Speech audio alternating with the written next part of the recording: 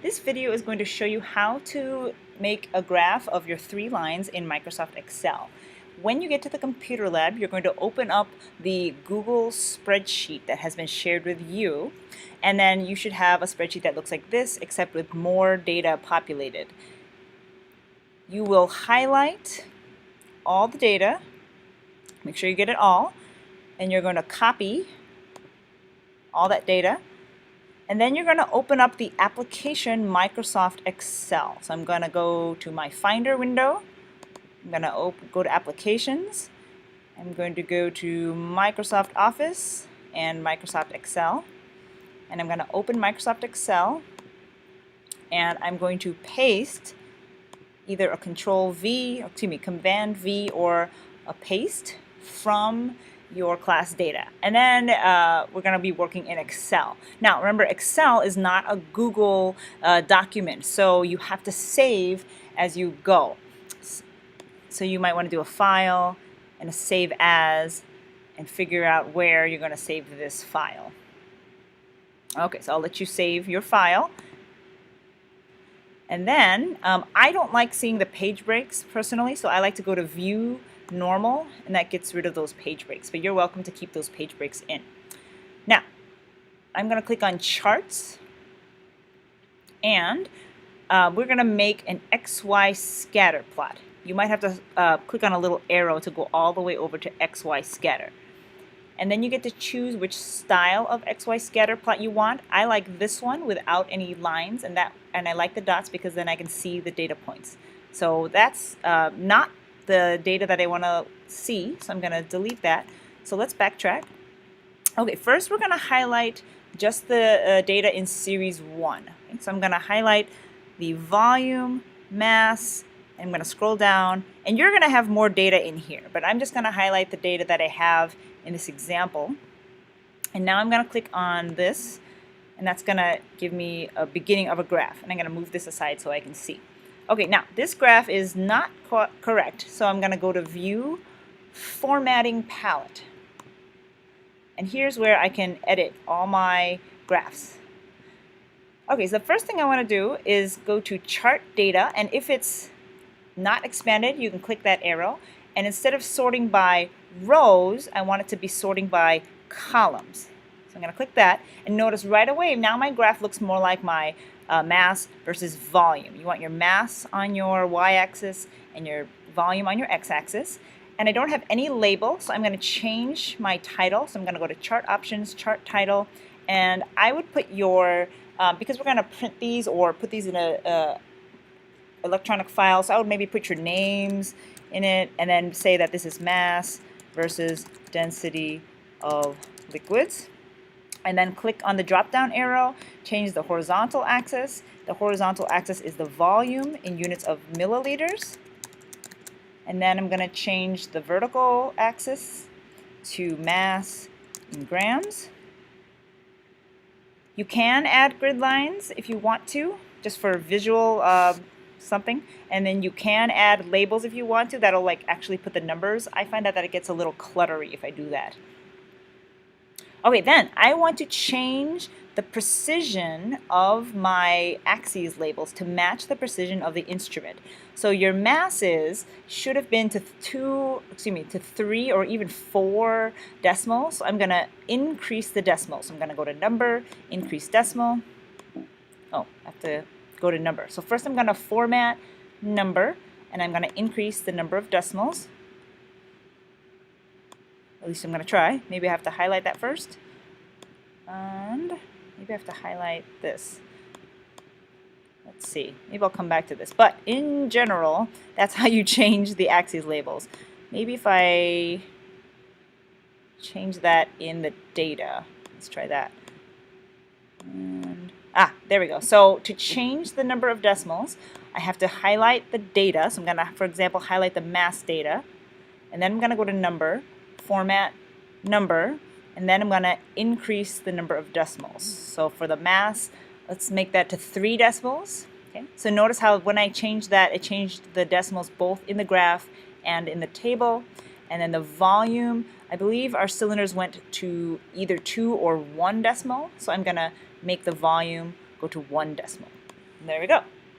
Okay, so now I want to add the other liquids into my graph. Okay, so I'm going to move this aside, and I'm going to click very carefully on the actual dot. Okay, so you have to be careful whether you click in the background, because that's going to format the area, or if you click on the grid line, that'll format the grid, but I want to change the actual data set. So I got to click on the data button on the series, and I'm going to do a right click, which is a control click. And then I should see select data. Okay, so that's a control click. Select data. And I'm going to change the name of the series I already have because it says mass gram liquid A. I'm going to type in the name. So this is liquid A. And then I'm going to highlight this again, click on the dot, control click, select data. Now I'm going to add a new data series. So in the bottom left corner, I'm going to add. And here's where, again, you have to click very carefully. So I'm going to change the name to liquid B. And I'm not going to hit OK yet. I'm going to click on this red arrow by the X values. And click on the red arrow. Now I go over to my spreadsheet, and I want to highlight not the label. Okay, so if you highlight the label here, the computer gets confused. The program gets confused. I want to start at the first data value for my liquid B X, my liquid V volume. So I'm going to click on that, and I'm going to highlight all the way down to my numbers N. So you're going to have more numbers. I'm going to stop right here. And you should see in this window that it only says E4 and then all the way down to your numbers. And then to get back, I'm going to expand this red arrow on the right side. Then I'm going to do the same thing with the Y value. So I'm going to click on the red arrow.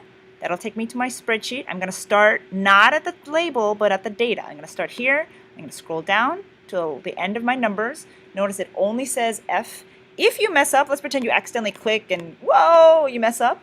All you have to do is just delete all that, and then you can start again. So don't panic if you mess up. Okay? Then I click back my red arrow. I've got... Now, you can hit OK at this point, and you can see what you have. Or if you're feeling on a roll, you can add your third data set. But as you can see on the graph, you should have then your other data set. And I made this data up, so your graph is going to look different. But let's hit OK just so we can see. So there's my two data sets. Now I'm going to add one more, so I can either click on the red one or on the blue one. And I'm going to go Control, click, select data. And I'm going to add, don't forget to add. Then I'm going to change the name to mixture, or you could say liquid mixture. I'm going to click on X values. I'm going to highlight those values, make sure it only says G, and then I'm going to click on the Y values. I'm going to highlight only those, expand the arrow, and I think I have added all my data sets. And I have a legend showing me A, B, and mixture.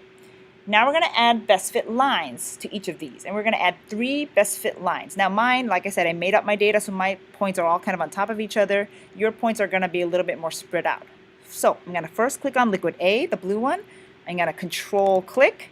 I'm going to do add trend line. And I want to have a line. You could change your line. You can make it, colored. You can make it dotted, whatever. And I'm going to click on type, make sure it's linear. And for options, I want to force the intercept through 0. Because if I have 0 volume, I have 0 mass.